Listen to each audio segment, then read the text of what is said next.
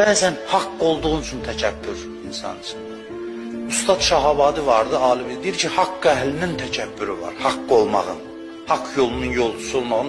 Mən fikir vermişəm, hərdən bizdə haqq yolundasan şükür elə.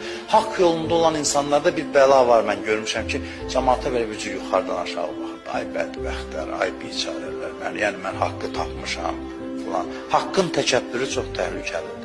Haqq olmağın təkəbbürü çox təhlükəlidir. Bəzən mübahisədə haqlı olursan, deyirsən, gördün necə otuzdurdum onun yerində.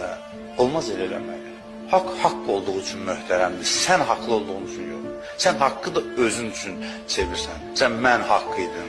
Yaxud da mənim getdiyim yol haqqdır. Məni çıxardırdan haqqın özünə vurğun ol. Haqqın özünə, kimin tərəfində? O zaman haqqı kimdə görsən, özün batil olsan etiraf edirsən. Sən haqqa qarşı ki, sən haqq.